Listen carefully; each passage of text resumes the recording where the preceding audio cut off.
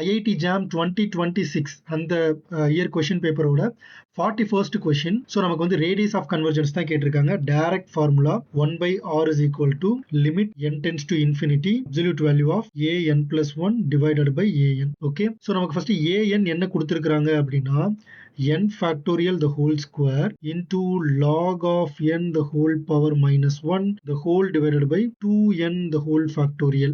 x power என்ன நம்ம எடுத்துக்க மாட்டோம். ஓகே, ரேடியஸ் ஆஃப் கன்வர்ஜென்ஸ் கண்டுபிடிக்கிறது. கிரேட். ஸோ an plus 1 நமக்கு என்ன வரும் அப்படின்னா n plus 1 factorial the whole square, right? Log of n plus 1 the whole power minus 1 the whole divided by 2 times of n plus 1 the whole factorial. Okay, so இது எப்படி எழுதிக்கலாம்னா n plus 1 whole square into n factorial the whole square into log of n plus 1 the whole power minus 1 the whole divided by 2n plus 2 into 2n plus 1 into 2n factorial அப்படின்னு எழுதிக்கலாம். Okay, great.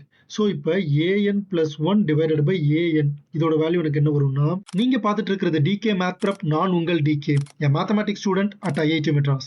n plus 1 the whole square into n factorial into log of n plus 1 the whole power minus 1 the whole divided by 2n plus 2 into 2n plus 1 into 2n the whole factorial into, so denominatorல an இருக்கு, அதனால 2n the whole factorial the whole divided by n factorial the whole square into log n the whole power minus 1. So n factorial the whole square and n factorial the whole square get cancelled, 2n factorial and 2n factorial get cancelled. So finally என்ன வரும், an plus 1 divided by an is equal to, so in the n plus 1 the whole square நான் n square common எடுத்துக்கிறேன். So 1 plus 1 by n the whole square the whole divided by, இதுல இருந்து ஒரு n and இதுல இருந்து ஒரு n காமனா எடுத்துக்கிறேன். So அப்ப n square 2 plus 2 by n into 2 plus 1 by n. So the n square get cancelled. So log of n plus 1 the whole inverse, which is 1 by log of n plus 1, and இங்க ஒரு log n the whole inverse இருக்கு, அது நியூமரேட்டருக்கு போயிடும். So log of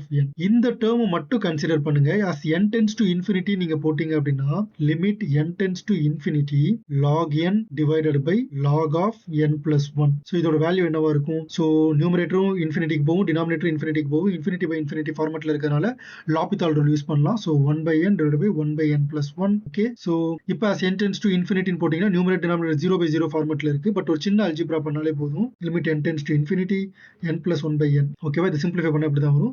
இப்போ இதை நீங்க தனித்தனியா எழுதுனீங்க அப்படின்னா limit n tends to infinity 1 plus 1 by n ன்னு வரும். so this tends to 1. so as n tends to infinity இந்த என்டையர் டேர்மும் 1க்கு தான் வந்து அப்ரோச் ஆகும், ரைட்? so இங்க n tends to infinity ன்னு போட்டீங்கன்னா இது 0 ஆயிரும், and இது 0 ஆயிரும், இது 0 ஆயிரும். so இங்க ஒரு 2, இங்க ஒரு 2 இருக்கு. so the final answer is 1 by 4. okay, great. so இப்போ limit n tends to infinity absolute value of an plus 1 divided by an ஓட value 1 by 4. this is nothing but 1 by r, right? so அப்ப radius of convergence என்னதுன்னா 4. நிறைய பேர் இங்க தான் mistake பண்ணுவாங்க. இது வரைக்கும் ப்ராப்பரா சால்வ் பண்ணிட்டு radius of convergence வந்து 1 by 4 0.25 ன்னு போட்டுருவாங்க. but the right answer is r equal to 4. so இங்க radius of convergence வந்து 4. thank you so much for watching this video. வேற ஏதாவது டவுட்ஸ் இருந்துச்சு அப்படின்னா கமெண்ட் செக்ஷன்ல கேளுங்க. மறக்காம இந்த வீடியோவை லைக் அண்ட் ஷேர் பண்ணிருங்க. நம்ம சேனல் டிகே மேத் ப்ரெப்க்கு சப்ஸ்கிரைப் பண்ணிருங்க. அடுத்த வீடியோல பார்க்குறேன். until then it's me DK.